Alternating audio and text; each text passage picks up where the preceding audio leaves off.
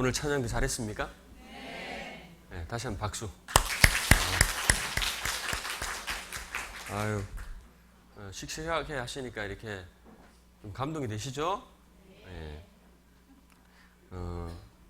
오늘 잘하면 저하고 수련회 했다고 얘기할 거고, 잘못하면 안 하려고 했는데요. 수련회 했다고 하겠습니다.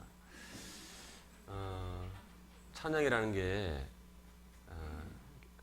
신앙생활에 아주 중요한 요소 중에 하나입니다. 말씀 전에 찬양이 우리의 마음을 이렇게 말씀을 향할 수 있도록 만들어주는 것, 말씀을 들을 준비케 하는 것이 찬양입니다. 그래서 조금 아쉬운 게 뭐냐면요,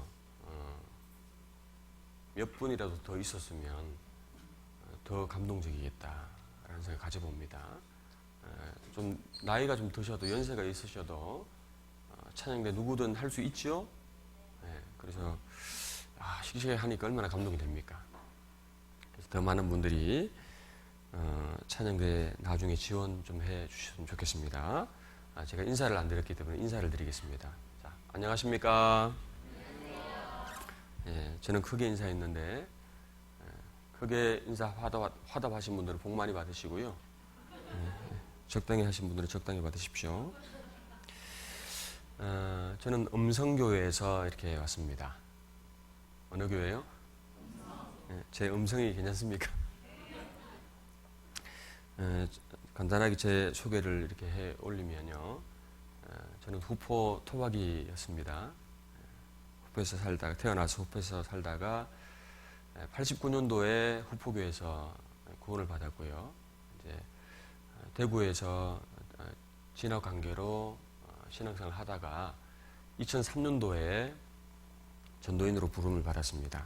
4년간 대구교회에서 부사역자로 있다가 전라북도 장수교회에서 6년 동안 목회를 했습니다. 그러다가 작년 1월부로 충북 음성교회에서 교제하고 있습니다. 작년에 입당식 잘 하셨잖아요. 입당식 때 정말 못 와서 아쉬움이 많았습니다. 근데 이렇게 와서 자세하게 이렇게 교회당을 살펴보니까 정말 감개가 무량하고 감동이 되고 너무 아주 좋았습니다. 입당하신다고 고생하던 많으셨죠? 예. 늦게나마 이렇게 와서 교회 분위기도 좀 느껴보고 새로운 교회당을 이렇게 직접 보고 가니까요, 너무 감동이 되고요, 더 기도가 됩니다. 또 3일 동안 찬양대 형제자매들과 함께 수련회를 했는데 저도 많은 감동을 받았고, 또 후포 식구들이 노래하는 거 보니까 열정이 있잖아요. 그죠? 열정이 있는 것 같아요. 그래서 그 열정도 배우고 갑니다. 그리고 대접 너무 잘 받고 가는 것 같아서 너무 감사를 드립니다. 예, 잠시 같이 기도하겠습니다.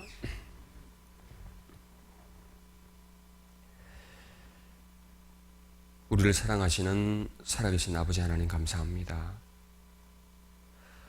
세상의 많은 사람들 가운데 주님, 우리 같은 사람을 먼저 주님의 은혜와 사랑 가운데 불러주신 것 감사합니다. 하나님 알지 못했을 때 악한 행실로 하나님과 원수가 되었던 저희들이었습니다. 죄를 물마심같이 씻다가 영원한 지옥 불못에 가야 될 마땅한 저희들을 주님 사랑해 주셨고, 그 십자가 위에서 저희 대신 죄와 저주의 형벌을 친히 담당하시고 주님께서 거룩한 보혈을 흘려주심으로 말미암아 우리의 모든 죄를 영원히 씻어주시고 값없이 하나님의 귀한 자녀로 삼아주신 것 진정으로 감사를 드립니다. 저희를 구원해 주실 뿐만 아니라 오늘까지 이렇게 주님의 몸된 교회 안에서 지체들로 살아갈 수 있도록 또 은혜를 베풀어 주시니 더욱 감사를 드립니다. 오늘도 이렇게 귀한 날을 허락해 주시고 구원받은 성도님들 예수 그리스도 앞에, 주의 말씀 앞에 한자리에 불러 모아 주시니 또한 감사를 드립니다.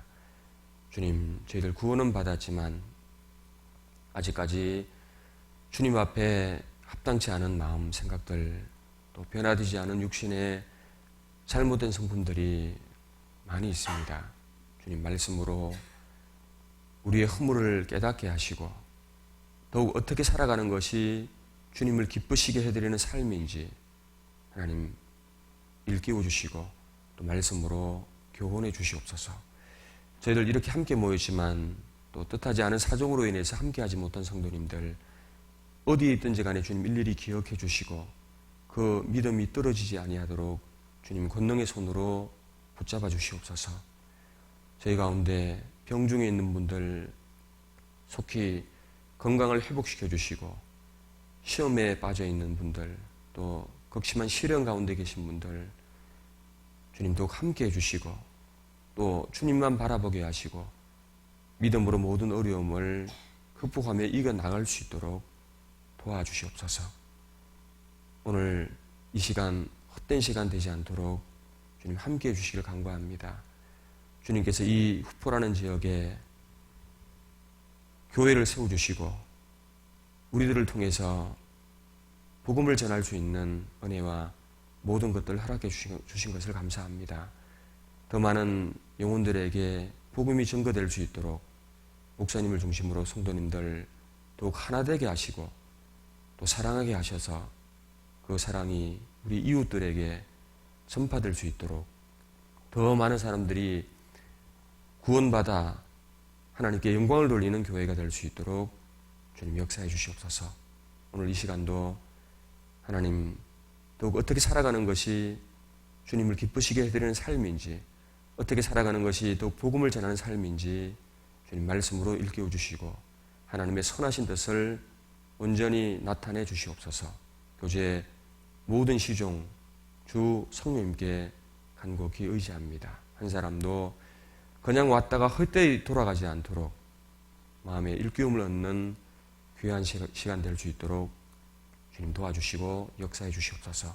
모든 시종 주님께 다시 한번 부탁을 드리오며 언제나 우리를 사랑하시는 주 예수님의 이름으로 감사하며 기도드렸습니다. 아멘. 성경 고린도전서 1장을 찾겠습니다.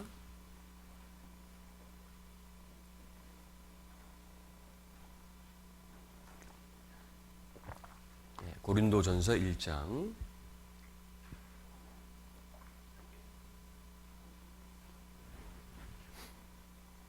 1장 8절에서 9절입니다. 고린도전서 1장 8절에서 9절입니다. 8절 말씀은 제가 읽어 올리겠습니다. 주께서 너희를 우리 주 예수 그리스도의 날에 책망할 것이 없는 자로 끝까지 견고케 하시리라. 9절은 같이 읽죠. 너희를 불러 그의 아들 예수 그리스도 우리 주로 더불어 교제케 하시는 하나님은 미쁘시도다. 여기를 표시를 좀 잠시 해놓으시고요. 그리스도인은 누구든지 구원받은 이후에 절대적으로 알아야 할 것들이 많이 있는데요. 그 중에 대표적으로 하나를 꼽으라고 한다면 바로 교회에 대한 지식과 교제에 대한 지식이다, 이렇게 말씀드릴 수 있습니다. 왜냐하면 신앙생활의 성패는 교회 생활, 교제 생활과 직접 관련이 있기 때문인데요. 신앙을 실패하는 사람들을 대부분을 보면은요, 대부분 이 교회와 이 교제에 대한 올바른 지식을 가지지 못함으로써 실패하게 되는데요. 신앙의 보존 또 성장의 비결 하나만 꼽으라고 한다면 교회 생활, 교제 안의 생활을 들 수 있을 겁니다. 이 교회가 무엇인지를 잘 모르는 것처럼 진짜 교제가 무엇인지 알지 못하는 분들도 의외로 많습니다. 그래서 보통 자신은 약간 구원받고 교제 생활 한다라고 말하지만 자세히 보면 교제를 하지 않는 사람도 많은 겁니다. 신앙생활의 4대 요소 배우셨잖아요. 자동차가 정상적으로 달리기 위해선 네 개의 바퀴가 꼭 있어야 되는 것처럼 신앙생활은 4가지 요소가 뭡니까? 말씀, 기도, 교제, 전도인데요. 그 4가지가 균형을 이룰 때 신앙이 정상적으로 성장할 수 있는 건데요.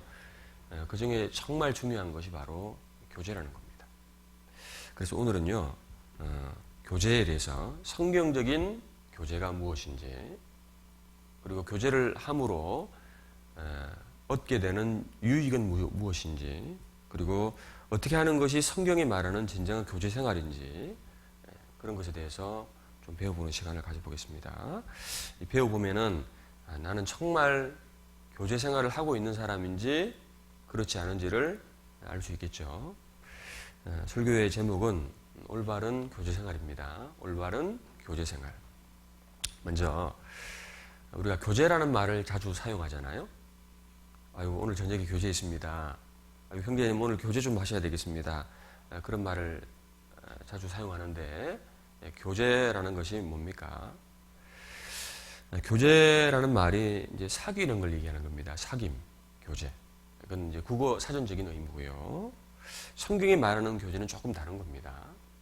자, 고린도전서 1장 8절 우리 읽었던 말씀 보시죠. 1장 8절, 주께서 너희를 우리 주 예수 그리스도의 날에 책망할 것이 없는 자로 끝까지 경고케 하시리라. 주님 오시는 그날 우리가 책망받지 않고 주님이 끝까지 경고케 우리를 하시는데 어디에서요? 교제 생활에서 그렇게 한다고 말입니다. 9절. 그래서 그 뒤에 교제에 관해서 말씀하고 계시죠. 9절 말씀 같이 읽어보시겠습니다. 너희를 불러 그의 아들 예수 그리스도 우리 주로 더불어 교제케 하시는 하나님은 미쁘시도다. 교제란 단어가 나오죠. 너희를 불러 그의 아들 예수 그리스도 우리 주로 더불어 교제케 하시는 하나님은 미쁘시도다. 교제가 뭐라고 그랬죠? 서로 사귀는 걸 말하는 건데요. 성경의 원어적인 신약 성경의 교제라는 것이 헬라 말로 코이노니아라는 건데요. 교통, 서로 아주 친밀한 막힘이 없는 교통이 되는 그런 친밀한 관계, 연합, 혹은 상호 공유하는 것, 함께하고 나누는 것, 그런 의미라고 합니다. 그냥 사귀는 거하고 조금은 다르죠. 자, 그것이 교제라고 하셨는데, 이 말씀에 보니까 누구와 더불어 교제케 하신다고 되어 있죠? 그렇죠. 우리 주로 더불어 교제케 하시는 하나님, 주님과 더불어. 그러니까 교제라는 것이 우리 눈으로 보기에는 형제 자매들과의 사귐 교제지만은 눈에 안 보이지만 그 가운데 계신 주님과의 사귐을 성경은 교제다 이렇게 말하고 있는 겁니다.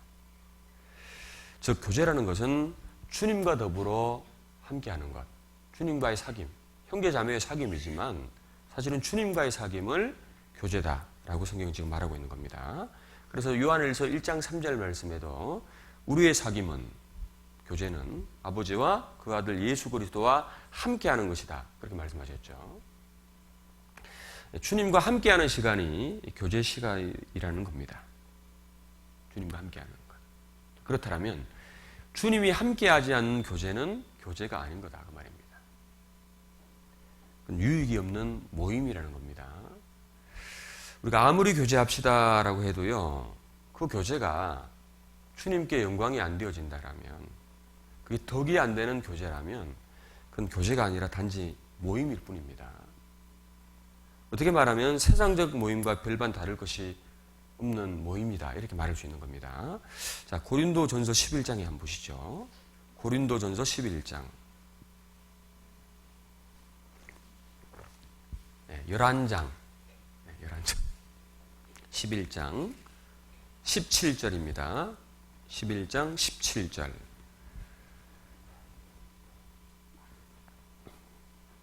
같이 읽겠습니다. 내가 명하는 이 일에 너희를 칭찬하지 아니하나니 이는 저희의 모임이 유익이 못되고 도리어 해로움이라. 이선 말씀 있죠. 저희의 모임이 유익이 못되고 도리어 해로움이라. 자, 그리스도인들은 주님 오실 날이 가까울수록 더 모이기를 힘쓰라라고 주님 말씀하셨잖아요. 그런데 여기 그리스도인들이 모이는데 해로운 모임이 뭐냐 그 말이에요. 그리스도의 법을 넘어서는 육신적인 모임을 말하는 겁니다. 네? 육신적인 모임 말입니다. 교회 안에 자기 마음에 맞는 사람끼리 말입니다. 끼리끼리만 하는 그런 교제 있잖아요. 육신적으로 만난 사람끼리 모여서 그냥 세상적인 친분 인정을 나누는 그런 사귑 말입니다. 그 속에 정말 주님을 기쁘시게 하는 신앙적인 덕이 나타나는 모임이 아니고, 예? 세상적인 육신적인 교제만 하는 그런 모임은 교회의 해로움이 되는 모임입니다. 주님은 하나 되게 하신 것을 힘써시키라 그랬죠. 그죠? 교회는 하나가 되어야 되는 거거든요. 근데 그러니까 우리의 교제는 모든 것을 초월해서 누구든지 교제해야 되는 겁니다, 사실은. 근데 특정한 사람끼리 좀 나하고 좀 뭔가 좀 통한다고 서로 만나서 말입니다. 그게 이제 점점 엉뚱한 모임이 되면은 그 안에서 모여서 뭐 하냐? 다른 형제를 판단하고 비판하고 심지어 교회 일꾼들을 판단하기도 하고요. 교회가 이러니 저러니 그러면서 만약 그런 모임이라고 한다면 그건 진짜 이 성경의 말씀처럼 해로운 모임이죠. 저희 모임이 유익이 되지 못하고 도리어 해로움이라 그랬잖아요. 여러분, 우리의 모임과 사귐이 말입니다. 성경에서 말하고 있는 교제, 즉 주님과의 사귐이 되려면은 우리는 교제할 때 목적이 분명해야 되는 겁니다. 목적이 뭡니까? 주님의 영광을 위해서라는 목적이죠. 하나님을 기쁘시게 하는 목적을 가지고 교제를 해야 되는 겁니다. 신앙적인 유익이 되어야 될 그런 모임이 되어야 되는 겁니다. 목적이 분명해야 되는 겁니다. 자, 그러니까 교제는 주의해서 하는 것이 맞는 거예요. 주의해야 되는 겁니다. 특히 이 교회에서 정한 모든 교제는 좀 신중히 해야 되겠죠. 왜냐? 그 가운데 주님이 함께 하시는 교제이니까요. 제가 아까 그런 얘기 했잖아요. 주님이 함께 하지 않는 모임도 있다고 했잖아요. 그리스도인들이 모였는데 주님이 함께 하지 않는다? 자, 어떤 분이 이런 우스갯소리를 하더라고요. 하나님은 늘 우리 삶 가운데 함께 하신다. 내가 어디를 가든지 그분은 나와 함께 하신다. 내가 차를 운전해도 함께 하셔서 그 차 안에 같이 계신다. 그런데 내가 교통법규를 무시하고 막 달리면 하나님이 차에서 내리신다. 하나님이 차에서 내리신다는 겁니다. 무슨 말인지 아시겠습니까? 그렇죠. 법을 무시한다라면 보호를 받을 수 없을 겁니다. 여러분, 마음대로 운전한다라면 하나님이 함께 하시고 지키실 의무가 사라지는 겁니다. 그리스도인은 그리스도의 법 아래에서 보호를 받을 수 있는 거예요. 생각해 보시죠. 만약에 세상에서 이웃들하고 다투었다고 생각해 보죠. 그리스도인 다툴 때 어떻게 해야 돼요? 다툴 수도 있잖아요. 어떻게 해야 돼요? 참아야죠. 그잖아요? 막 올라오지만 참고 용서하려 하고 그렇게 해야 되는 겁니다. 근데 만약에 참지 않고 막 나갔어요.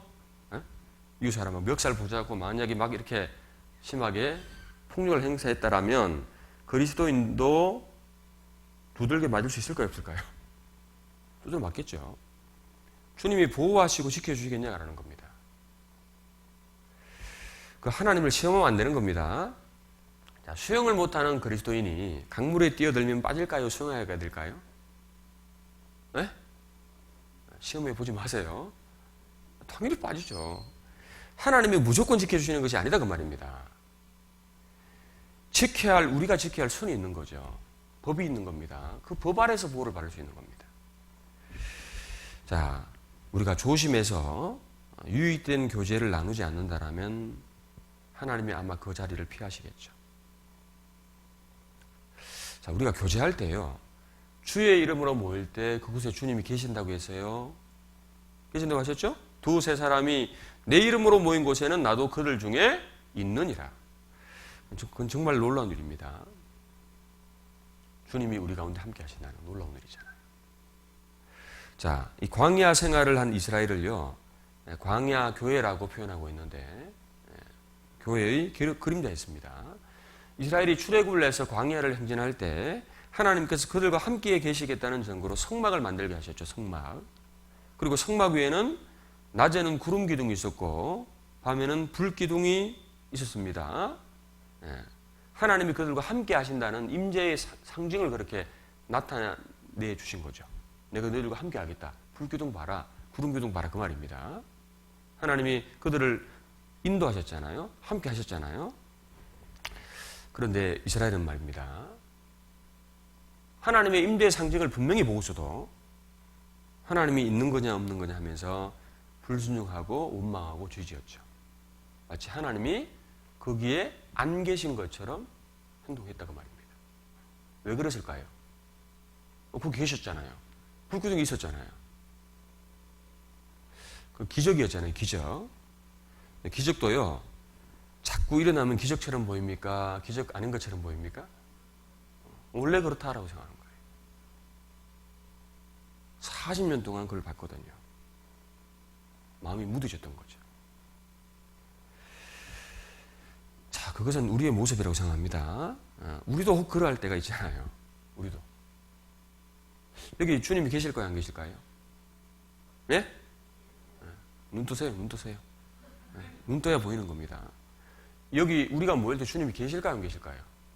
어떻게 합니까? 계신다고 약속하셨잖아요. 구름기둥, 불기둥보다 정말 더 하나님 우리와 함께 하신다는 증거가 뭡니까? 약속의 말씀이잖아요. 근데 우리는 그걸 분명히 듣고 알고 있는데도 마치 하나님이 안 계신 것처럼 행동하고 말할 때가 있다고 말입니다. 교회 안에서. 주님이 교제 안에 분명히 계시니까 우리는 행동 사실 조심해야 되는 겁니다. 교회를 하나님의 집이다 그랬습니다. 그죠? 대통령 집에는 대통령이 있는 것처럼 교회에는 누가 계십니까? 하나님이 살고 계시는 거예요. 그래서 하나님의 집이다라고 표현하고 있는 겁니다. 하나님이 계시니까 행동 조심해야 되잖아요. 말도 조심해야 되는 겁니다. 즉흥적으로 행동할 것이 아니고 머릿속에 떠오르는 대로 말할 것이 아니다 그 말입니다. 우리가 간증을 할 때도 내가 무슨 말을 하더라도 한 번 더 생각해 봐야 되겠죠. 내 간증이, 내 말이 이게 하나님께 영광이 되는지 유익이 되는지 생각해보고 말씀하셔야 된다고 말이에요. 만약에 유익이 안 될 것 같으면 하지 말아야 되겠죠. 왜? 하나님이 그 자리에 계시니까요. 자, 교제 시에 주님이 함께 하신다면 우리가 어떠한 마음 모습으로 교제에 임해야 되는지 우리는 생각해 봐야 될 겁니다. 그래서 아무 생각 없이 막 하는 것이 교제가 아니다라는 걸 명심해야 되겠죠. 왜? 교제는 주님과 함께하는 사귐이니까요. 주님이 계시니까요. 교제는 주님과의 사귐이다. 이렇게 말씀드립니다. 자, 돌아가 보시죠. 고린도전서 1장 9절.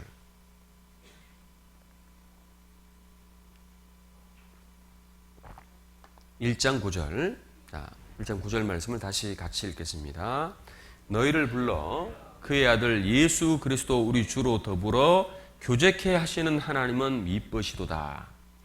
자, 너희를 불러라고 했는데 너희 구원받은 사람을 말하는 겁니다. 어디에서 불렀습니까? 네? 세상 가운데서 불러. 그러니까 세상 가운데서 불러진 것이 구원받은 걸 말하는 거잖아요. 구원을 받은 것이 교제의 시작이다 그 말이죠. 구원을 받은 것이 뭐라고요? 교제의 출발점입니다 그 말입니다. 그러니까 제대로 구원 못 받으면 교제돼야 안 돼요. 교제 안 되잖아요. 왜 교제가 안 됩니까? 구원도 좀 의심해 봐야 되겠죠. 왜? 세상에서 불려진 것이 교제의 시작점이다라고 말하잖아요. 형제자매하고 도통 교제가 안 된다. 뭔가 자기 구원을 좀 의심해 봐야 될 겁니다. 자, 구원을 받은 것이 교제의 시작이다. 그 이후부터 신앙생활은 교제생활인데 주님과의 교제생활입니다. 그러면 보십시오. 신앙생활이 주님과의 교제생활인데 주님과 교제하기 위해서는 어떤 마음이 꼭 있어야 되겠습니까? 신앙생활의 기본적 자세입니다. 자, 부부가 결혼해서 같이 살죠.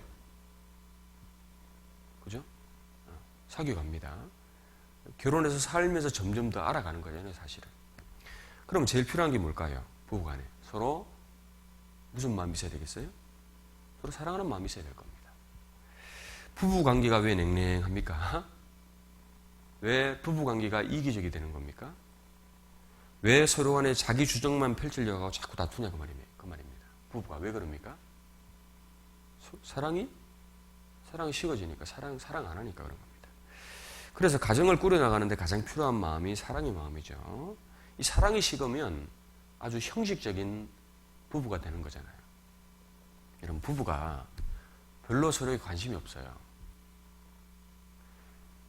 부부가 각 방을 따로 써요. 그게 부부입니까? 부부라 할 수 있을까요? 뭐 부부가 몇 달에 한 번 만나고 1년에 한두 번 만난다라면 그렇게 살아가는 게 정말 부부겠냐고 말이에요. 우리가 구원받은 이후 주님과의 관계도 마찬가지일 겁니다. 자, 구원받은 우리는 이제 주님 무시하고 못 살잖아요. 구원받기 전에야 우리가 하나님과 관계없는 자였지만은 이제는 하나님의 자녀고 장차 예수님의 신부가 될 사람입니다. 영원히 천국에서 주님을 모시고 섬겨야 될 사람이기 때문에 우리는 이 땅에서 주님과의 사귐이 필요한 겁니다. 주님이 왜 우리를 구원해 주셨겠습니까? 주님과 함께 살아라고 구원해 주신 거잖아요. 예수께서 우리를 위하여 죽으사 우리로 하여금 깨든지 자든지 자기와 함께 살게 하려 하셨느니라. 주님 왜 우리를 위해 죽으셨습니까? 우리 주님과 함께 이제 살자라고. 주님과 함께 살아야 되는 것, 교제라는 것이 주님과 그때부터 살아가는 과정이 교제입니다. 그렇잖아요. 주님이 먼저 사랑해 주셔서 구원해 주셨기 때문에 우리에겐 주님의 사랑이 있는 거잖아요. 그 사랑으로 주님은 늘 교제하기를 원하시는 겁니다. 그러니까 먼저는 무엇보다 주님을 사랑하는 마음이 있어야 되는 겁니다. 부부간의 그런 관계처럼 주님을 사랑하는 마음이 있어야 교제가 되는 거예요. 그리고 또 어떤 마음이 필요하냐면은 우리는 주님과의 사귐을 가지는 거니까 주님, 주인님이잖아요. 주님을 섬기려는 마음도 꼭 필요하죠. 주님을 섬기려는 마음. 그런 마음이 없다라면 주님과 교제가 안 될 겁니다. 아모스 3장 3절 말씀에 두 사람이 의합지 못하고야 어찌 동행하겠으며 두 사람이 의합지 못하고서 어떻게 같은 길을 걸어갈 수 있느냐. 의합이 뭡니까?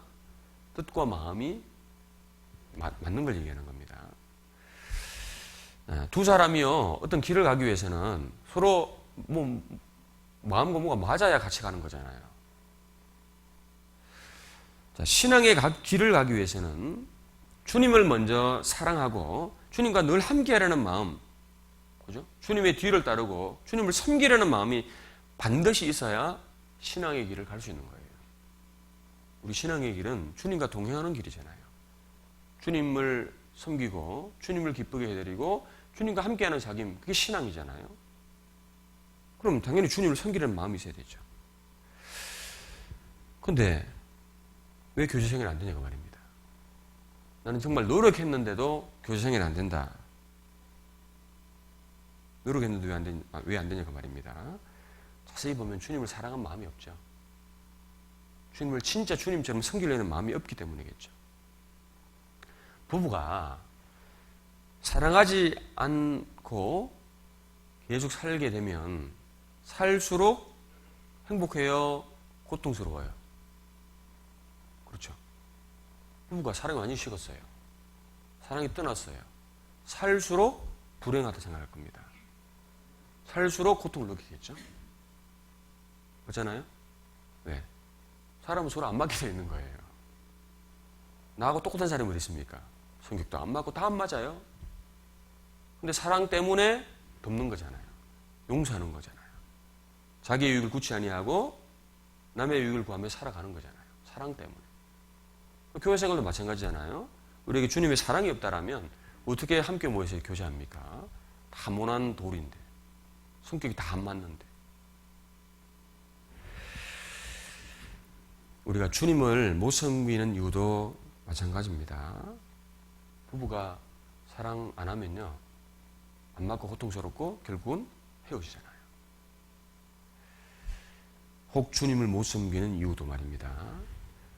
주님의 큰 사랑을 받지 못해서, 구원받지 못해서 그럴 수가 있는 겁니다. 구원받으면요. 그 마음속에 주님을 사랑하는 마음이 생긴다고 하셨잖아요. 예수를 너희가 보지 못하였으나 사랑하는도다. 구원받을 때 성령께서 우리 마음에 하나님의 큰 사랑을 깨닫게 하시고 그 사랑을 부어주신다고 하셨죠. 소망이 부끄럽게 아니하면 우리에게 주신 성령으로 말미암아 하나님의 사랑이 우리 마음에 부원받음이었다고 그랬잖아요. 그러니까 구원받은 그리스도에게는 주님의 사랑이 마음에 있으니까 그 사랑으로 주님을 사랑하고 주님 섬기고 주님 말씀에 순종하며 살아가는 거잖아요. 주님 사랑하는데 순종 안 하면 그 거짓말이죠. 나의 계명을 가지고 지키는 자라야 나를 사랑하는 자다. 주님이 그렇게 말씀하셨습니다. 그 사람이 주님 사랑하는지 어떻게 알 수 있습니까?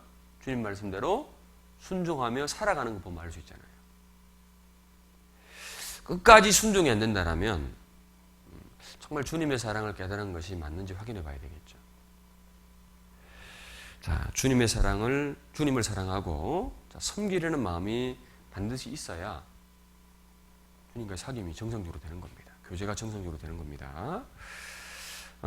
자, 이 교제라는 것이 말입니다.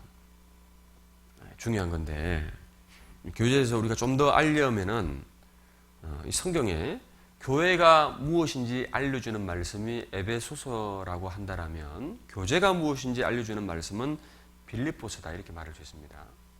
자, 빌립보서를 보시겠습니다. 빌립보서 1장.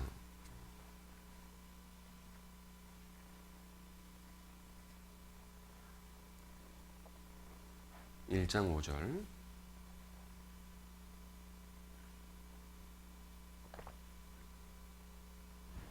(1장 5절)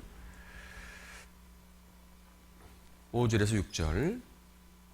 빌립보서 1장 5절에서 6절. 제가 읽겠습니다. 첫날부터 이제까지 복음에서 너희가 교제함을 인함이라. 6절. 너희 속에 착한 일을 시작하신 이가 그리스도 예수의 날까지 이루실 줄을 우리가 확신하노라. 그리고 27절입니다. 27절. 27절. 자, 27절은 같이 읽겠습니다. 오직 너희는 그리스도 복음에 합당하게 생활하라. 이는 내가 너희를 가부나 떠나 있으나 너희가 일심으로 서서 한 뜻으로 복음의 신앙을 위하여 협력하는 것과. 자, 이 교제에 대해서 설명하고 있는 겁니다. 첫날부터 이제까지 너희가 복음에서 너희가 교제함을 인함이라. 네, 교제는 복음에서 시작되었다라고 말씀하고 있죠. 네? 교제의 시작점이 복음이다. 그리고 이 복음을 깨달은 사람이 복음 안에서 서로 사귀고 교제하고, 네? 그것을 위해서 복음의 신앙을 위하여 협력하는 것이라고 되어 있잖아요. 거기 협력하는 것이 교제다고 말입니다. 협력이 뭡니까? 협력. 힘을 합해서 서로 도우는 것이죠. 그러니까 저기 이제 빌립보서 1장이 무엇을 말하는 거냐면, 교제할 수 있는 자격은 복음을 깨달은 사람이고, 그 사람들 안에서 사귐이 시작되고, 복음 안에 사귀는 겁니다. 그리고 복음의 신앙을 위해서, 그걸 위해서 협력하는 것이 바로 교제다. 이렇게 지금 빌립보서 1장이 말하고 있는 거죠. 빌립보서 2장을 보시겠습니다. 2장.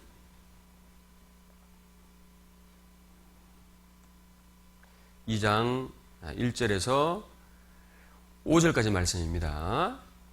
제가 읽겠습니다. 그러므로 그리스도 안에 무슨 권면이나 사랑의 무슨 위로나 성령의 무슨 뭐가 있죠? 교제나 긍휼이나 자비가 있거든.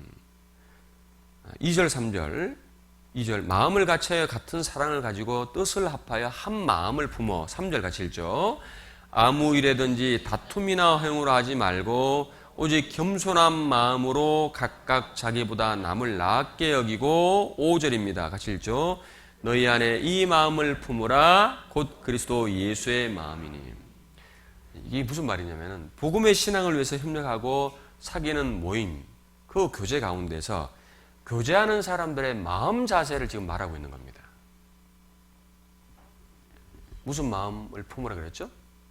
그리스도 예수의 마음.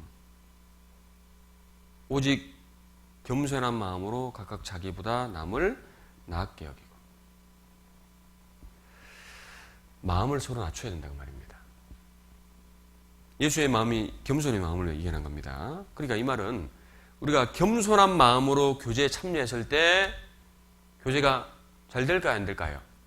교제가 잘 된다 그 말입니다. 우리가 어떤 교회 안에 어떤 봉사든 교제든 말입니다.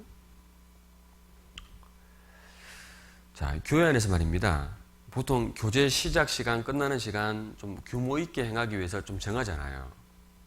그죠? 제가 있는 음성은 뭐 주로 저녁 7시, 저녁 모임 7시 반이죠? 저희는 구역 모임도 한 9시 반에 될 수 있으면 마치라. 그렇게 얘기했어요. 그래서 보통 9시 반에 마치고, 간식 드시고, 네? 하면은 뭐 10시 전에 1차 마치고, 뭐 더 남아서 교제하실 분들은 더 있다가도 교제하고 그렇게 하시는 겁니다. 근데 이제, 뭐 어떤 일이 있으면 교제가 조금 늦어질 수도 있잖아요. 또 조금 길어질 수도 있죠? 근데 만약에 이제 그런 것에 불만이 있는 것처럼 말입니다. 그런 분들이 있더라고요. 후보에는 없겠죠. 제가 높아심에. 빨리 시작합시다. 이제 좀 마치죠, 뭐. 이런 분들이 있더라고요. 후보는 없을 거라 생각합니다. 잘 모르니까. 그렇게 말하면 그럼 교제에 합당한 마음이 아니다 그 말이에요. 우리가 교제나 봉사할 때 분위기 있는 말 하시면 안 돼요. 원망의 말투, 시비의 말투는 교제 안에 합당한 마음이 아닌 거예요. 마치 내가 어떤인 것처럼 말입니다. 내가 다 아는 것처럼, 내가 무엇이 된 것처럼 자기 보기에 자기 기준으로 조금 문제 있게 보면은 그걸 가지고 시비를 가르려는 마음은 교제에 합당한 마음이 절대로 아닙니다. 시비 가리려고 하시면 안 됩니다. 그래서 여기 2장 14절 이렇게 말씀하신 거예요. 2장 14절 보시죠. 2장 14절 같이 읽겠습니다. 모든 일을 원망과 시비가 없이 하라. 그렇게 말씀하셨죠? 교제 안에서는 절대로 원망하면 안 된다 그 말입니다. 시비가 뭡니까? 네가 옳냐 내가 옳냐 옳고 그름을 따지는 걸 말하는 겁니다. 그렇게 하지 마라 그 말입니다. 원망이 뭐죠? 원망. 불평, 불만을 토하는 거 말입니다. 내 기준이 안 맞다고, 이렇게 해야 된다고, 이런 식으로. 모든 일을 원망과 시비가 없이 해야 된다. 근데 왜 원망, 시비가 올라올까요? 마음을 낮추지 않기 때문에. 겸손하지 못해서 그런 겁니다. 여러분, 겸손이 뭡니까? 겸손이. 여기 3절에 겸손이 뭔지 나와 있죠. 오직 겸손한 마음으로 각각 자기보다 남을 낮게 여기고. 자, 저 보세요. 여기 각각 자기보다 남을 낮게 여기고예요. 낮게 여기게요. 낮게가 아닙니다. 더 나았게. 남을 어떻게 하라고요? 나보다 더 높여라는 거죠. 자기를 어떻게 하라는 거예요? 낮추라는 겁니다. 그게 겸손입니다. 낮춘다면 원망이라는 게 없는 거예요. 낮추면. 원망이라는 게 말입니다. 큰 죄라는 거 아시죠? 이스라엘이 광야 생활 중에 엎드러진 죄 중에 하나가 원망의 죄입니다. 하나님이 원망하는 이스라엘을 다 죽였죠. 이스라엘이 말입니다. 광야 생활하면서 원망하면서 뭐라는지 아시죠? 차라리 우리가 광야에서 다 죽었으면 좋겠다 그랬잖아요. 하나님이 그 말을 들으시고 내 귀에 들린 대로 내가 그들에게 행하리라 그랬죠.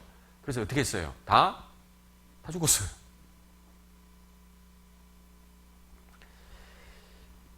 여러분 원망하면 원망한대요. 그게 무슨 말이냐면 원망이 원 없이 망한다의 준말이랍니다. 원망하면 원망합니다. 왜 원망이 자꾸 생기냐면 마음이 자꾸 높아져서 그런 거예요.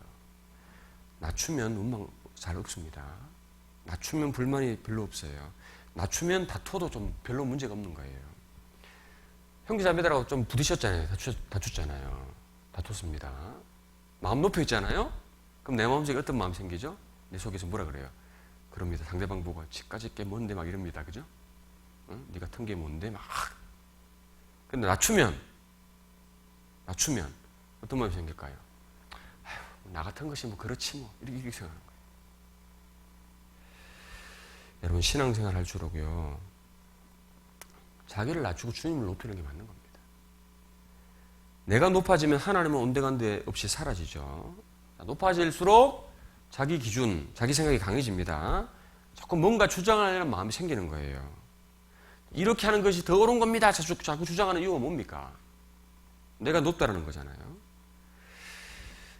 높이면 다 불만인 겁니다. 반대로 낮출수록 원망의 반대. 원망의 반대가 뭐예요? 어떤 분들에게 원망의 반대가 뭐라고 물으니까 안 원망.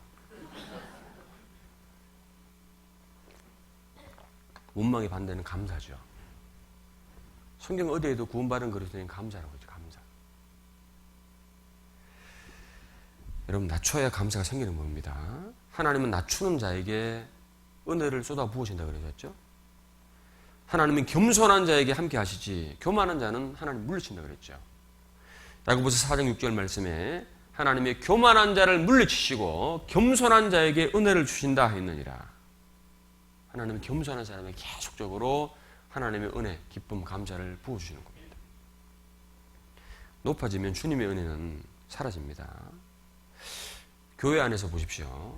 늘 밝고 감사하며 살아가는 사람들이 있죠. 교회 안에. 네? 하여튼 입만 얘기하면 참 감사하다고. 그런 분들을 다시 보면은 그분들 환경이 좋아서 그런 겁니까? 환경이? 네? 돈이 많고 가족들이 화목하고 그래서 감사한 겁니까? 아닙니다. 그분의 마음이 낮는 거예요. 마음을 낮춘 거예요.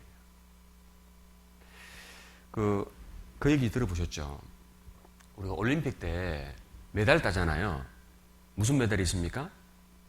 금메달, 은메달, 동메달이 있는데 그 시상식에 이렇게 금메달, 은메달, 동메달 수여하잖아요.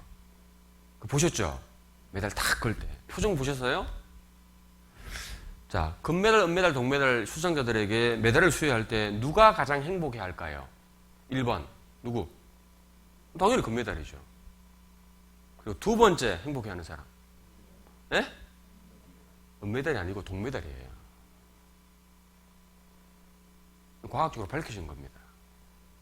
동메달이 그 다음 행복해 하고요. 은메달은 좀 표정을 이렇게 행복해 하는 거예요. 왜 그럴까요? 동메달은요, 자, 나는 떨어졌다 생각하겠죠. 나는 이제 메달권 받기라고 생각한 거예요. 그런데 메달 하나 딴 거예요. 행복해 안 해요. 행복한 거예요. 근데 은메달은 보세요. 어떤 마음이 있는 줄 아시죠? 금메달 땄어야 되는데. 불만이 딱 생기는 거예요. 그래서 조사해 보면은 동메달이 더 행복하다. 9시 뉴스에 나온 겁니다. 은메달보다 동메달의 표정이 더 행복하다. 마음먹기에 달렸다는 말이 있는 거잖아요. 자기 마음의 문제예요. 자기 마음. 주님이 왜 우리에게 마음을 낮추라는 겁니까? 높이면 모든 것이 불만이고요. 원망이고요. 낮추면 모든 것이 감사가 되는 거예요. 우리는 어떤 삶을 살아야 되겠어요? 원망, 불평, 불만의 삶을 살아야 되겠습니까? 감사의 삶을 살아야 되겠습니까? 감사의 삶을 살아야 되잖아요. 그러니까 주님이 마음 낮추라 그 말이에요. 우리가 신앙생활을 하면 할수록요, 하나님을 사실 알아가는 과정이고 하나님이 정말 얼마나 엄청난 분이라는 것을 알게 되는 거잖아요. 그걸 계속해서 배울수록 그 크신 하나님 앞에 나는 얼마나 작고 초라하고 연약할까. 그러니까 신앙생활을 정상적으로 할수록 겸손해지는 것이 정상이다 그 말이에요. 왜? 하나님 커지게 되고 자기는 점점 작아지니까요. 교만하면요, 하나님 안중에도 없어요. 그러니까 하나님이 아직 안 계신 것처럼 막 함부로 말하고 행동하는 거예요. 왜? 자기가 너무 커지니까. 성경은 우리에게 분명히 겸손을 요구하십니다. 형제를 사랑하여 서로 우애하고 존경하기를 서로 뭐라고 그랬죠? 먼저 하라 그랬죠. 형제자매를 존중하려면 자기를 낮춰야 되는 거예요. 그래야 존경심이 가죠. 자기가 높은데 어떻게 형제자매를 존경하게 되냐고 말이에요. 여러분 존경하셔야 됩니다. 낮춰야 그게 가능한 겁니다. 그러니까 보세요. 교회 안에는 서로 존경의 말투가 필요하다고 말이에요. 존경의 말투. 네? 존중하라 그랬으니까. 그럼 교회 안에서 반말이라는 것이 좋은 거예요, 나쁜 거예요? 반말투는 존경의 말투입니까? 우리 형제자매들이 때로는 친하다고요. 나이 비슷한 사람들끼리 이렇게 막 반말할 수도 있겠죠? 결코 좋은 게 아닙니다. 반말이라는 것이 친하다고 반말을 할 수 있는데 감정이 나쁠 때는 반말 들으면 얼마나 기분 상하는지 아시죠? 감정 상했을 때 말입니다. 세상에서는 반말한다고 싸우잖아요. 그죠? 당신 지금 반말했어? 반말이라는 것이 듣기 좋은 말이 아닙니다. 주님은 존경하라 그랬죠. 존경. 이 예절이라는 것이 성경은 우리에게 예절을 강요합니다. 고린도전서 13장 5절 말씀에 사랑은 무례히 행치 아니하며, 무례히 행치 않는 게 뭐예요? 무례히 행치 않는다가 뭐예요? 예의 바르게 행동해야 된다. 그게 사랑이다. 그 말이에요. 무례한 것은 사랑이 아니다. 그 말입니다. 사랑은 형제자매를 우애하고 존경하는 거니까 예의 바르게 행동하는 게 사랑이에요. 우리가 친할수록 어떻게 돼요? 예절을 더 잘 지켜야 되죠. 친하다고 반말하고 친하다고 함부로 막 대합니까? 아닙니다. 예절이라는 것이 중요한 겁니다. 그러니까 교회 안에서 어른들한테 인사도 잘하고 계시겠지만 어르신들은 더 깍듯이 해야 되는 거잖아요. 그래 안 그래요? 어? 어르신들은 대충 인사하면 기분 나빠 하십니다. 제가 모교에서 들은 얘기인데 어떤 어르신이 구역 모임에 다시는 안 나간대요. 왜 안 나가십니까? 라고 물으니까 구역 모임 시작 전에 갔대요. 7, 80 되신 어르신인데 모임에 갔는데 젊은 사람이 앉아서 이제 교제 시작 전이니까 자유롭게 교제할 거 아니에요. 갔는데 그분들이 인사를 하는데 앉아서 그냥 안녕하세요 그러더래요. 앉아서. 감정이 상했어요, 안 했어요? 성경은 말합니다. 샘머리 앞에 어떻게 하라고요? 일어서라 그러죠. 일어서라 그러죠. 그게 하나님이 바라시는 예의입니다. 어른 공경할 줄 모르는 사람이 하나님 경외할 수 있습니까? 교회 안에서 앉아있다가도 어르신들 오면 일어서서 인사하는 게 당연한 거잖아요. 사랑은 무례히 행치 않는 겁니다. 존경의 대상일수록 고개 더 숙이는 게 맞는 것이고요. 인사할 때는 더 밝게 인사하는 게 맞죠? 인사? 네? 어떤 분은 인사를 이렇게 하더라고요. 안녕하세요. 그게 인사냐고요, 그게. 남을 불쾌하게 만드는 겁니다. 그죠? 그런 것이 사랑이에요. 왜? 사랑은 무례히 행치 않는 거니까. 형제자매들 간에요. 더 존경해야 되고 더 사랑을 힘써야 됩니다. 그러려면 자기를 낮추고 존경의 말도 사용하고 우리는 지금보다요 더 자기를 낮추는 수밖에 없겠죠. 주님은 우리에게 계속적으로 겸손의 마음을 요구하시니까요. 예수님의 마음을 품어라. 예수님이 얼마나 낮아지셨습니까? 죽기까지 자기를 낮추셨다 그랬잖아요. 낮아진 마음으로 교제에 임해야 되는 법입니다. 그래서 마음을 높이고 교제 나가면 얻는 것이 별로 없어요. 그죠? 마음 높이고 교제 나가면은 그 사람이 그 사람이고 그 감정이 그 감정이고 교회 나와도 그 말씀이 그 말씀이고 은혜가 하나도 없는 겁니다. 마음이 높아져 있다는 정보죠. 하나님은 마음 낮추는 사람에게 은혜를 주신다고 하셨으니까 마음 딱 낮춰서 교제 나가면 횡설수설하는 감정도 은혜가 되죠. 배울 게 있다 그 말이에요. 낮추면은 교제 속에 함께 하시는 주님을 볼 수 있습니다. 하나님이 마음을 풍성한 은혜로 채워주실 겁니다. 그래서 겸손의 마음이 교제 시에 꼭 필요한 마음인 겁니다. 자, 그리고 빌립보서 3장 보시죠. 3장 10절. 3장 10절. 3장 10절입니다. 같이 읽겠습니다. 내가 그리스도와 그 부활의 권능과 그 고난의 참여함을 알리하여 그의 죽으심을 본받아 거기까지 11절을 제가 읽겠습니다. 어찌하든지 죽은 자 가운데서 부활에 이르려 하노니. 여기 10절 그 고난의 참여함을 그 밑에 나눠주에 보면은 이게 교제다 그래 있죠. 네? 고난의 참여가 교제다 그래 있습니다. 그러니까 주님의 고난에 동참하고 참여하는 것이 그게 진정한 교제다라는 걸 말하는 겁니다. 주님과 더불어 자기 십자가를 지고 고난에 동참하는 것.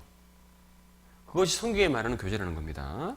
여러분 구원받은 사람에게는 자기 십자가라는 것이 있다고 하셨죠.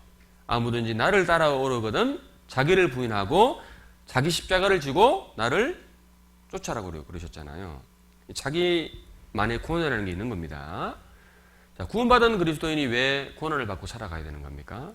신앙생활은 고난받는 삶이죠. 왜냐하면 주님이 영광을 주기 위함이잖아요. 우리를 구원하신 목적은 구원해 주기 위해서 구원한 게 아니죠. 영광을 주기 위해서 구원해 주신 겁니다. 고난 통과한 이후에 영광을 받는 겁니다.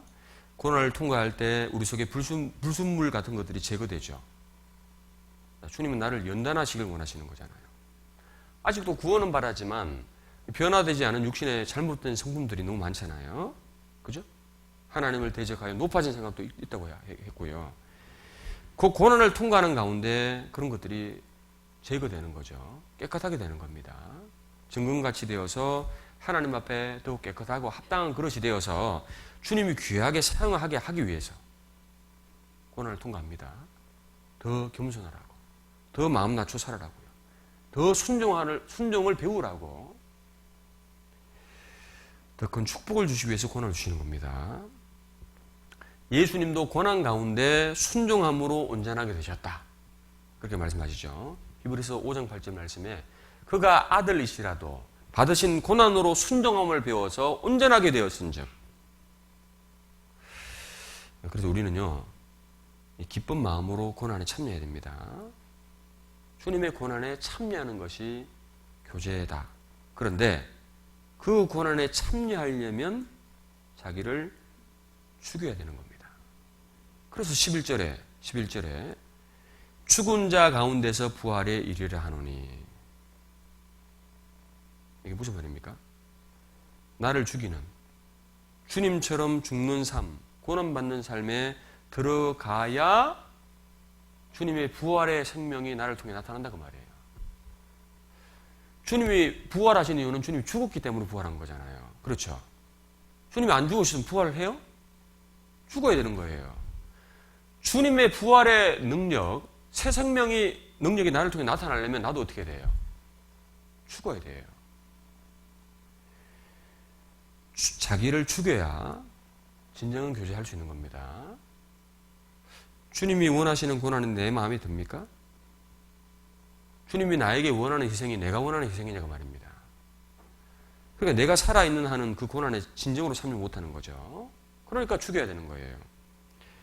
또 다른 말로 말하면 우리가 고난에 진정으로 참여하면 나를 죽일 수 있는 거죠. 여러분 성경은 우리가 구원받을 때 우리 자신도 십자가에서 죽었다라고 말하고 있죠. 예수님이 십자가에 죽으심으로 한 사람이 모든 사람을 대신하여 죽었은즉 모든 사람이 죽은 것이라. 우리 죽었죠. 내가 그리스도와 함께 십자가에 못 박혔나니 누가요?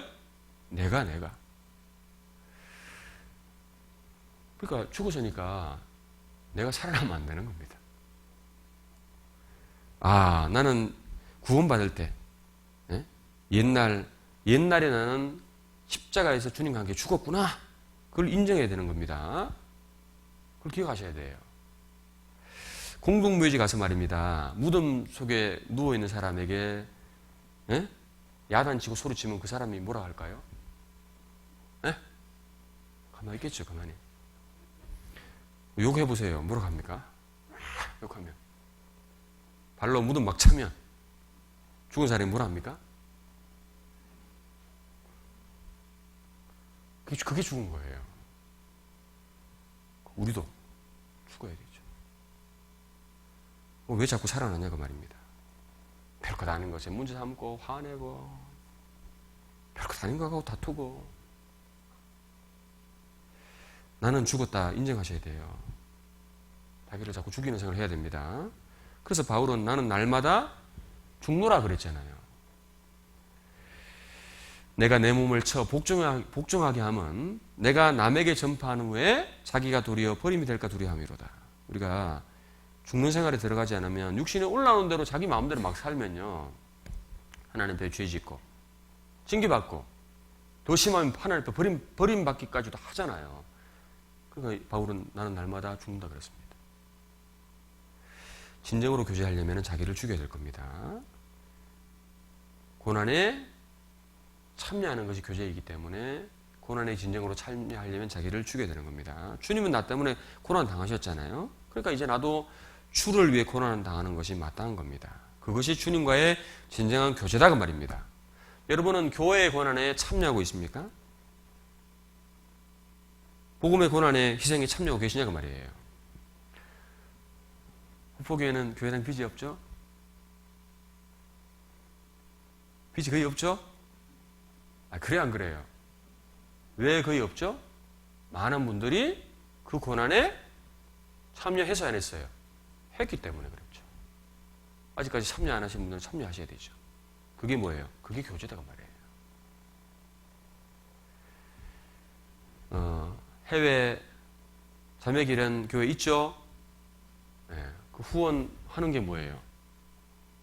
참여하는 거잖아요. 그게 교제다 그 말입니다. 우리 시대요, 한국 사람들 잘 먹고 잘 삽니다. 그죠? 우리 아버지 시대 때 얼마나 못 먹고 살았어요. 근데 우리는 혹시 오늘 아침에 굶고 오셨어요? 다이어트 한다고 안 먹었겠지. 배불러 죽는다, 배불러 죽는다 맨날. 한국 너무 잘 살아요. 너무 잘 먹죠.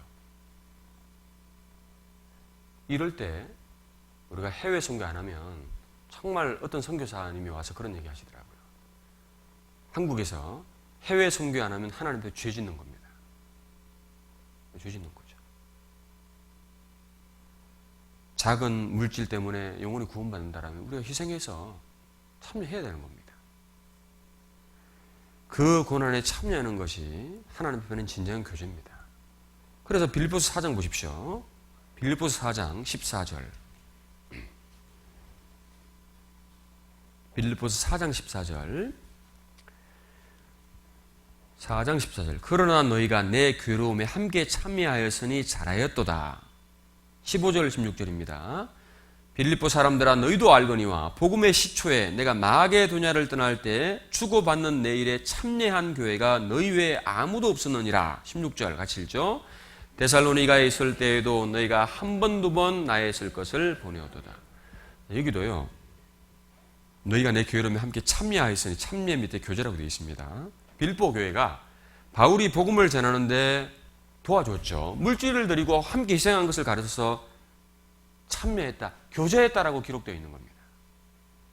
그러니까 빌립보에서 말하는 교제가 뭐냐면은 복음을 깨달은 사람이 복음의 신앙을 위해서 협력하는 것이 교제고, 교제하기 위해서는 겸손한 마음의 자세가 필요한 것이고, 주님이 희생한 것처럼 자기를 죽여서 복음을 위해서 나의 것, 시간, 물질, 자신을 들여서 희생하는 것을 교제한다라고 말씀하고 있다고 말입니다. 나는 빌립보서에 나타난 교제 내용처럼 맞다고 지금 하잖아요. 맞다고. 나는 빌립보서에 나온 이 교제에 말씀하고 있는 것처럼 나는 정말 성경적으로 교제하고 있는 사람이냐 그 말이에요. 교제 생활이 정상적으로 되지 않으면 신앙을 제대로 못합니다. 여러분, 구원받은 이후에 교제라는 것이 진짜 중요한 겁니다. 왜 주님이 구원받은 사람끼리 교제하러 가시냐? 이 세상은 혼자 사는 세상이 아니다 그 말입니다. 우리 자신은 너무나 연약한 존재죠. 그렇잖아요? 자, 나 혼자는 돼요 안 돼요?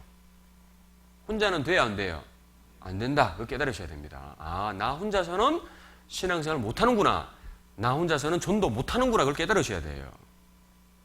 혼자서는 안 되기 때문에 주님이 교회를 주셨죠. 교회. 아니, 나 혼자 잘 되면 교회가 왜 필요합니까? 혼자서는 안 되기 때문에 주님이 교제하라 하신 거예요. 교제 가운데서 힘과 도움을 얻고 공급받도록 하나님이 교회 가신 거예요. 자, 그래서 성경에 교회가 그리스도의 몸이라 그랬죠. 자, 저 보세요. 교회의 머리가 주님이라고 하셨고 교회는 그의 몸이라고 했죠. 자, 저 보세요. 저를 보면은 머리가 뭐라고요? 네? 예수님 몸이 교회, 우리 각자는 그 몸의 지체다 그랬죠. 오늘 구역 수성에서 형제자매님들을 모시고 오신 분은 발의 역할을 하는 거죠. 발의 역할을 하잖아요. 저는 지금 무슨 역할을 하죠? 입의 역할을 하는 겁니다. 봉사하시는 분 손의 역할을 하는 겁니다. 각자의 역할입니다. 역할이라는 게 있는 겁니다. 지체라는 것이 몸에 정상적으로 붙어 있을 때 자기 역할을 제대로 할 수 있는 거잖아요. 이 손가락이 말입니다. 자기 역할을 할 수 있는 게 뭡니까? 손에 붙어 있는 거죠. 손은 손목에 붙어 있고, 손목은 팔에 붙어 있고, 여기 붙어 있으니까 정상적으로 공급받고 자기 역할을 할 수 있는 것처럼 우리도 정상적으로 붙어 있을 때 자기 역할을 제대로 할 수 있는 거죠. 그 붙어 있는 게 뭐예요? 그게 교제다가 말입니다. 막 구원받는 사람은 신앙생활의 경험이 당연히 적은데요. 신앙생활 하다 보면 부딪히는 문제가 많아요, 적어요? 많죠. 근데 교제를 통해서 그걸 배우게 되는 거잖아요. 먼저 구원받는 사람들의 간증을 통해서 실패를 좀 방지할 수 있는 겁니다. 나는 이렇게 해서 성공했습니다. 이런 간증 들어보죠. 나는 이렇게 해서 실패했습니다. 그걸 듣고 배워서 아는 겁니다. 그리고 교제를 통해서 약하고 어려운 지체들을 서로 돕도록 하시고 교제 가운데 하나님의 사랑을 느끼게 하고 슬픔과 기쁨을 맛보면서 주님의 은혜, 주님의 사랑, 위로를 그 속에서 깨닫도록 하시는 거예요. 우리가 서로 사랑한다는 걸 어떻게 알 수 있습니까? 우리가 사랑한다, 형제자매를 사랑한다 그러잖아요. 주님이 구원받은 사람에게 세 계명을 주셨잖아요. 서로 사랑하라. 내가 너희를 사랑한 것 같이 너희도 서로 사랑하라고 했는데 우리가 사랑한다는 걸 어떻게 알 수 있습니까? 서로 모여서 교제하는 걸 보면 알 수 있는 거예요. 같이 모여서 주님이 발을 씻겨주라 그랬죠. 발. 예수님이 초유의 만찬 이후에 제자들의 발을 다 씻겨주셨죠. 예수님이 그렇게 말씀하셨습니다. 내가 주와 또는 선생이 되어 너희의 발을 씻겼으니 너희도 서로 발을 씻기는 것이 옳으니라 그랬죠. 자, 발을 씻기라고 명령하셨습니다. 최고의 사랑, 최고의 섬김은 뭐예요? 예수님이 보여주셨잖아요. 발을 씻어주는 거예요. 다른 말로 말하면 죄를 씻어주는 겁니다. 그게 사랑입니다. 그게 성경입니다. 예수님은 목숨을 다해서 우리를 사랑해 주셨죠. 섬겨 주셨죠. 그래서 십자가에서 우리 대신 죄의 형벌을 담당하시고 피 흘려 주심으로 우리 죄를 다 씻어 주셨잖아요. 그러니까 최고의 사랑은 뭐예요? 우리 죄를 씻어 주신 거잖아요. 자, 그러니까 우리도 서로 사랑하고 섬긴다면 어떻게 해야 돼요? 서로의 발을 씻겨줘야 되는 겁니다. 발 씻겨주라는 게 뭐예요? 구원받은 이후에 삶 속에 짓는 죄들을 서로 어떻게 하라는 거예요? 씻겨주라는 겁니다. 그러니까 그 말씀에 보면은 내 발을 내가 씻지 못한다는 거죠. 그 말이잖아요. 너희도 서로 발을 씻겨주라 그러니까 내 발 내가 씻어 못 씻는 거예요. 우리에게는 서로의 발을 씻겨줘야 될 책임이 있는 겁니다. 근데 어디서 씻습니까? 교제에서. 그러니까 진짜 서로 사랑하는 사람은 발 씻겨주려고 노력한다고 말이에요. 진짜 서로 사랑하면 형제자매를 교회로 올 수 있도록 도와주시죠? 왜요? 사랑해서 씻겨줘야 되니까. 씻김 받아야 점점 거룩해집니다. 씻김 받아야 점점 주님의 자녀처럼 점점 진짜 되는 겁니다. 우리는 교제를 통해서요, 우리 죄를 씻기기도 하고, 교제를 통해서 형제 자매들이 나의 거울이 되기도 하고, 내 삶이 교정되기도 하고, 교제를 통해서 나의 삶의 어려움을 풀기도 하는 겁니다. 그게 교제의 중요성입니다. 요한복음 11장 보시죠. 요한복음 11장.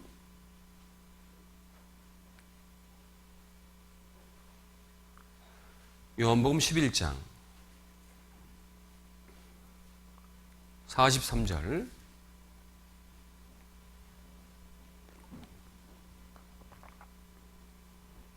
(11장) 43절.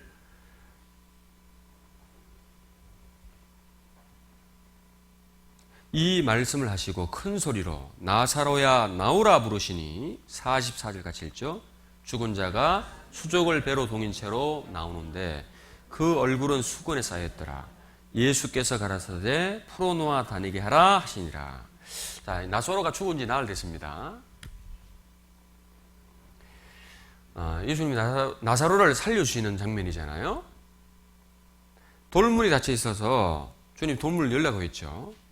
딱 열어놓고는 예수님이 이제 무덤을 향해서 외쳤습니다. 뭐라고 외쳤죠?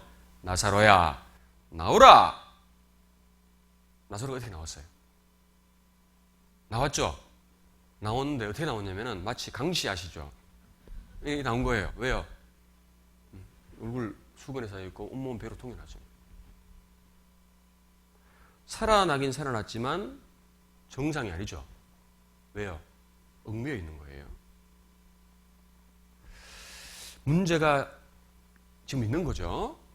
그런데 주님이 이 문제를 주님이 풀어준 게 아니죠. 주변 사람들에게 뭐라 그랬어요? 풀어놓아 다니게 하라 그런 거예요. 그러니까 그 나사로의 수건을 누가 풀어줬어요? 주님이 풀어줬어요? 주변 사람이 풀어준 거예요? 주변 사람이 풀어준 겁니다. 이게 뭘 얘기하는 겁니까? 살리는 것은 주님이 하셨지만요. 문제를 풀어준 것은 산 사람에게 시킨 겁니다. 나사로가 딱 풀리니까 그다음부터 아이고 하면서 이제 정상적으로 힘차게 살았겠죠. 주님은 주위의 형제 자매들이 필요하다는 것을 우리에게 알게 하시는 겁니다. 주님이 나의 문제를 다 풀어주는 게 아니에요. 교제 안에 형제 자매들을 통해서 내 문제를 풀어주게 하신다고 말이에요. 교제 안에 들어와야 풀어질 것이 많은 겁니다.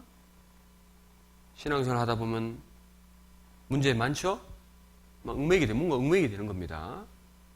교제 안에 들어왔을 때 주님이 주변 형제자매를 통해서 나의 문제를 풀어주게 하시는 거예요. 교제의 중요성을 이렇게 말씀하신 겁니다. 그러니까 교제가 너무 중요한 거다 그 말이에요. 마귀는 이 교제가 얼마나 유익한지 알기 때문에 그리스도인을 교제 생활 못하게 자꾸 방해하는 겁니다. 네? 교제를 형식화시키고요. 마음을 냉랭하게 만들어가고요. 이 교제 가운데 진짜 바른 마음으로 교제해야 되는데 그냥 형식적으로 교제하게 만든단 말이에요. 교회 나오면 되지 뭐 꼭 그렇게 교회에 오래 있어야 되냐 뭐. 마음이 냉랭해지니 그런 말 하는 겁니다. 우리가 교제 가운데 떨어져 나갈 때 우리가 얼마나 무기력한지 마귀가 잘 알거든요. 자, 그러니까 문제가 생길수록 문제를 풀려면은 더 교제를 적극적으로 나와야 될까요? 교제 나올 시간에 골몰이 해결하려고 머리 쓰고 신경 써야 됩니까? 혼자? 문제를 풀수록 더 교제 나오도록 노력하셔야 돼요. 구원받은 사람은요, 구원받은 후부터는 천국에 갈 때까지 하나님 앞에는 운명 공동체입니다. 같이 연결되어 있는 사람들이죠. 그래서 주님이 우리를 하나 되게 하셨기 때문에 하나 되게 하신 것을 힘써지키라 그랬고 하나 될 때 주님이 역사하시고요. 하나 될 때 복음이 전파되는 건데 그 하나 되는 게 뭐냐면 교제하는 거다 그 말이에요. 그러니까 진짜 교제하는 사람은 이런 모습으로 교제하는 겁니다. 시편 133편. 이게 교제의 모습입니다. 시편 133편.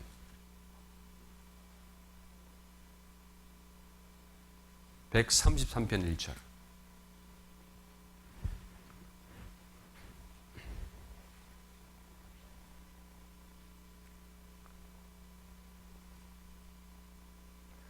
시편 133편 1절 같이 읽겠습니다.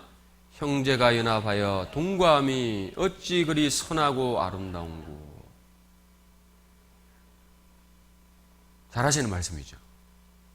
형제가 연합하여 동거하며 어찌 그리 선하고 아름다운고.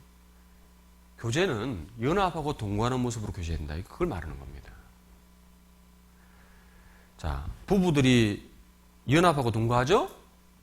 연합이 뭐예요? 둘 이상이 어울러서 마치 하나처럼 되는 거. 이거 연합입니다. 동거는 같이 먹고 자고 살아가는 거죠?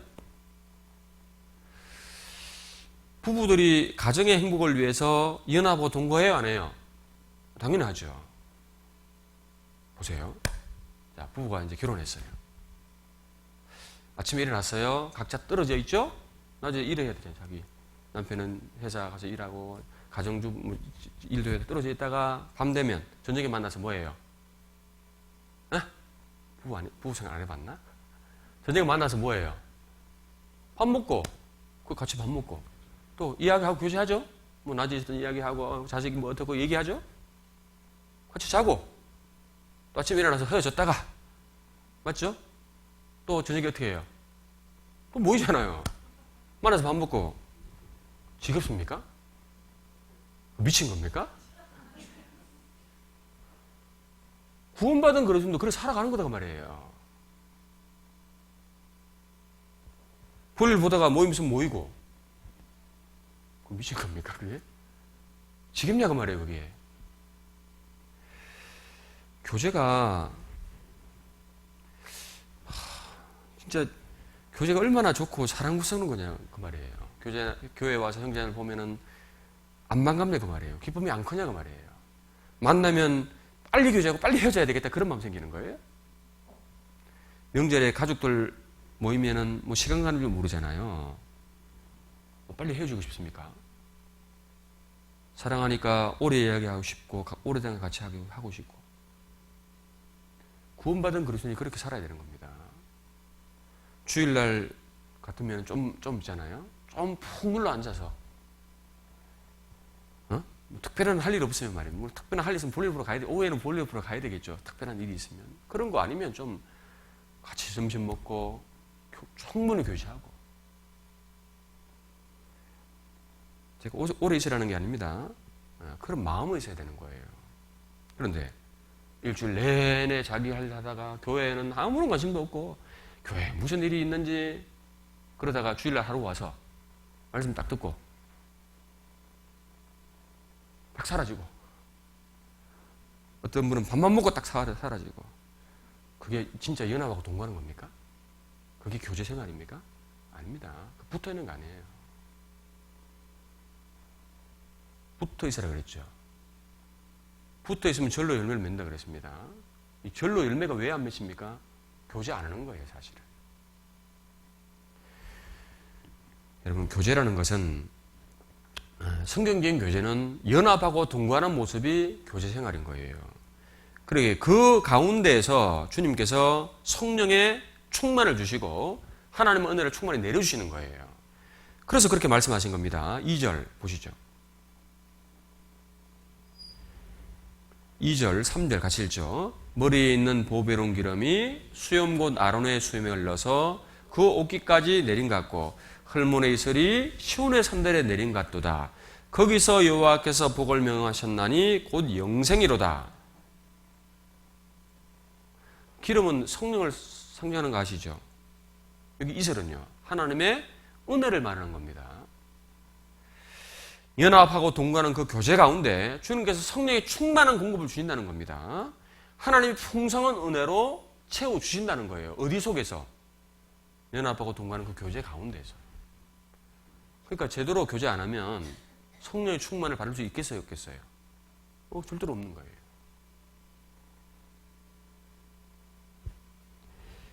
붙어 있으면요. 예? 같이 연합하고 동거하는 가운데 제사장 위임식 때 머리에 기름 붓잖아요. 기름이 이렇게 흘러내려서 옷깃까지, 옷깃이라는 게 가장자리를 얘기하는 겁니다. 아무리 연약한 지체라도 몸된 교회 안에 정상적으로 붙어 있으면 성령이 공급돼요, 안 돼요? 된다, 그걸 얘기하는 거예요. 한 집안에 10명의 자녀가 있다라면요, 제일 막내 꼬마도 연합해서 동거해서 가정에서 살아가면은 같이 밥 먹고 도움받아서 그럼 정상적으로 살아가잖아. 왜 성령의 공급함을 제대로 못 받습니까? 연합하고 동거 안 하니까요. 연합하고 교제하고 살아가는 것은요, 마지막 때를 살아가는 우리에게 주신 주님의 명령입니다. 자, 모이기를 패하는 어떤 사람들의 습관과 같이 하지 말고 오직 권하여 그날이 가까움을 볼수록 더욱 그리하자 그랬죠. 더욱 어떻게 하라고요? 모여서 뭐 하라고? 교제하라 그 말입니다. 주님의 재림이 가까울수록 모여야 되는 겁니다. 왜? 과거에는 주일날 한 번 말씀 들어도 신앙생활 할 수 있었습니다. 그런데 날이 가면 갈수록 아니에요. 왜? 우리 시대는 하루 사이에도 마음이 확 달라지니까 그런 겁니다. 안 그렇습니까? 말씀 딱 듣고는요, 맞다 이러는데 나가서 이제 막 돌아다녀 보면은 마음이 막 바뀌죠. 세상에 우리를 유혹하는 것들이 너무 많아졌잖아요. 우리 주변에 온통 하나님과 우리 사이를 멀어지게 하는 것들이잖아요. 죄악이 충만하고 어둠이 점점 깊어만 갑니다. 우리 시대에 열심히 교제하지 않으면 세상에 죄에 오염되기 쉬운 시대가 되어버렸기 때문에 그렇습니다. 그러니까 사람들의 살아가는 삶이나 생각, 사고, 가치관이 성경적으로 보면 너무 비정상이죠. 네? 성경적으로 보면 말입니다. 개인주의, 이기주의가 거기에 달해지잖아요. 남의 유익보다는 자기 이익대로 편리한 대로만 살려고 합니다.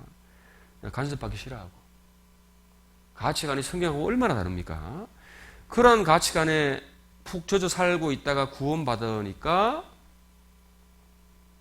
네? 그러니까 구원받았다고 해도 하나님 말씀보다는 자기 경험대로 살려버리고요.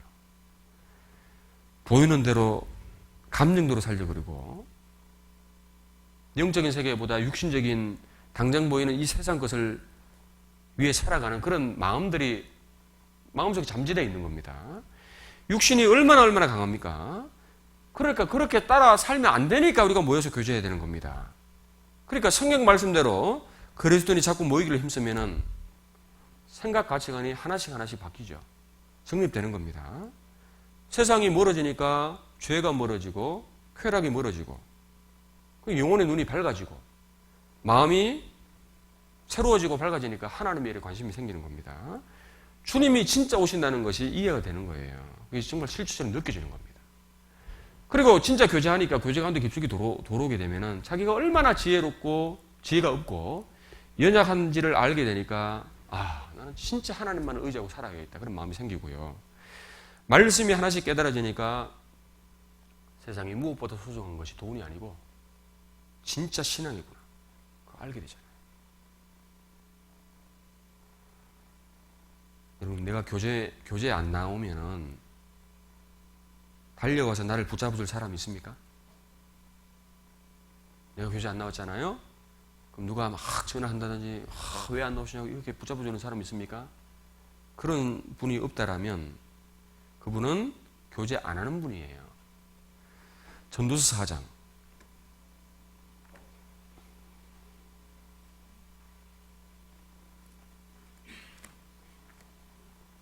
전도서 4장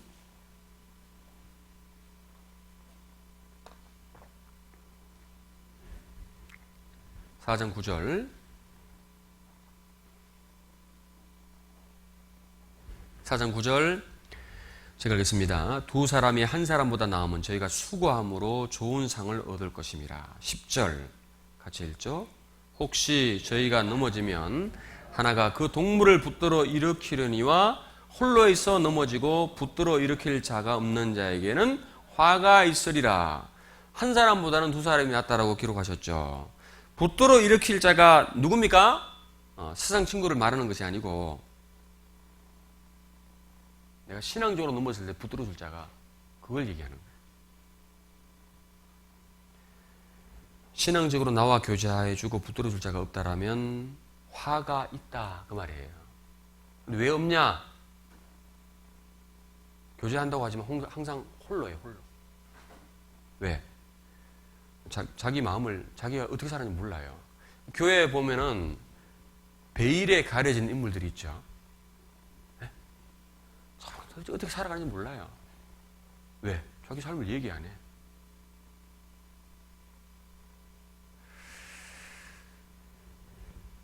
교제한다고 해도요, 교회는 나오고 교제는 한다 해도 무리 가운데 홀로 있는 자가 있다고 했잖아요. 홀로 있어서 넘어져서 붙들어 일으킬 자가 없는 자에게 뭐가 있다고요? 마귀가 그 사람 알아요. 아, 저 사람 교제는 나오는데 혼자구나. 마귀는 노린다 그랬죠? 건신하라 깨어라 너희 대적 마귀가 우는 사자같이 두루다니며 삼킬 자를 찾는다. 삼킬 자를 찾습니다. 누굴 찾습니까? 무리 가운데 홀로 있는 사람을 찾죠. 우리 동물의 세계 보면은 육식동물이 먹잇감을 노리는데 초식동물은 주로 집단생활을 하잖아요. 근데 그 중간에 안 들어가죠. 그 무리 가운데서 이렇게 떨어져 있는 약한 녀석들을 노리잖아요. 마귀가 그런 겁니다. 아, 저분 교회는 나오는데 홀로 신앙하는 생각하는구나. 낚아채갑니다.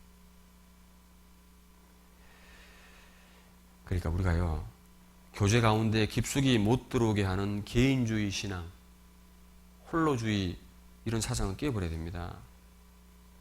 무리에게서 나눠주면 안 된다 그랬잖아요. 잠언 18장 1절 말씀에 무리에게서 나뉘는 자는 자기 소욕을 따르는 자라 온갖 참지혜를 배척하느니라. 무리에게서 스스로 나뉘는 자는, 여러분 구원받은 무리가 함께하는 시간인데 거기서 나눠지는 이유가 뭐예요? 왜 무리와 함께하지 않는다 그랬습니까? 그 사람은 그 시간에 뭐하냐? 자기 소욕한다 그러죠. 소욕이 뭐예요?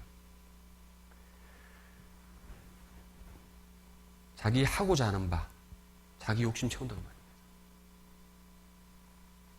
그 사람은 무리 속에 있는 신령한 지혜를 못 배웁니다.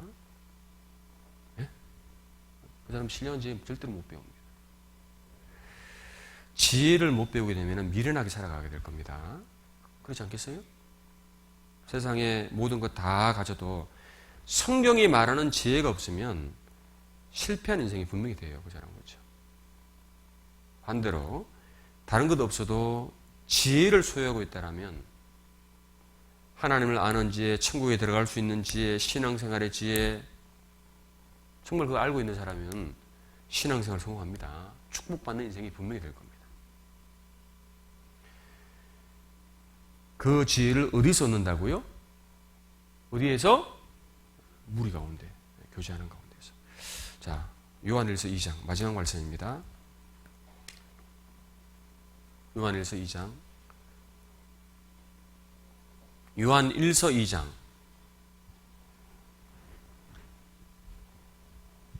요한일서 2장 28절.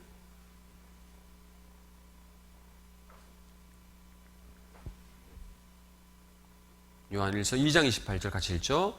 자녀들아 이제 그 안에 거하라. 이는 주께서 나타나신 바 되면 그의 강림하실 때에 우리로 담대함을 얻어 그 앞에서 부끄럽지 않게 하려 함이라.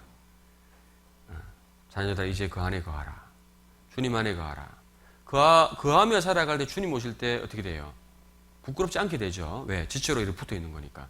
거하는 것이 교제 생활을 얘기하는 겁니다. 연합하고 동거하는 교제. 그게 붙어 있는 겁니다. 우리가 주님 오시는 그날 우리가 부끄럽지 않기 위해서 더 성경적으로 교제하는 자가 되어야 될 겁니다. 그래서요, 제가 좀 더 일찍 마치려고 했는데 제가 빨리 가야 되기 때문에 막 이렇게 막 시간을 줄이다가 막 말한 것 같습니다. 오늘 올바른 교제 생활이 무엇인지 조금 살펴봤는데요. 우리는 정말 성경 말씀대로 교제해야 됩니다. 교회의 교제를 우리가 소홀히 하지 말고 더 교제 유익을 알아가는 가운데 더 모이를 힘쓰는 가운데 우리가 더 열심히 교제하다가 주님 오시는 그날 부끄럽지 않게 주님을 맞이해야 될 것 같습니다. 같이 기도하겠습니다.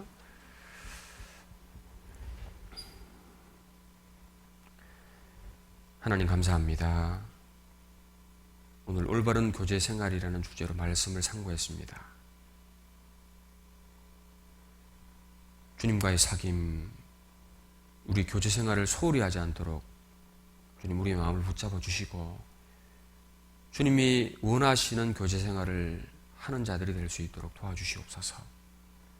세상 어떤 것에 마음 빼앗기지 아니하도록 도와주시고 주님 말씀을 사모하고 주님을 기쁘시게 하는 삶을 살다가 참으로 주 안에 거하는 삶을 살아가다가 주님 오시는 그날 부끄럽지 아니하고 영광 가운데 주님을 맞이하는 모든 성도님들 될 수 있도록 도와주시옵소서. 혹 이 가운데 아직 구원받지 못한 분들 계시다라면 주님 끝까지 마음 붙잡아 주시고 하루빨리 구원받아서 교제할 수 있는 자들이 될 수 있도록 하나님 도와주시옵소서. 내일부터 시작되는 낮 전도 집회 하나님 도와주시고 구원받아야 될 영혼들이 구원받아 하나님께 영광을 돌리는 귀한 집회가 될 수 있도록 도와주시고 이 일을 위해서 함께 교제하고 희생하며 더욱 기도할 수 있도록 도와주시옵소서. 부지역에 더 많은 사람들이 전도하는 교회가 될 수 있도록 우리 성도님들 연합하고 동반하는 가운데 신앙생활을 해서 영생의 축복이 늘 흑부교회에 머물 수 있도록 하나님 축복해 주시옵소서.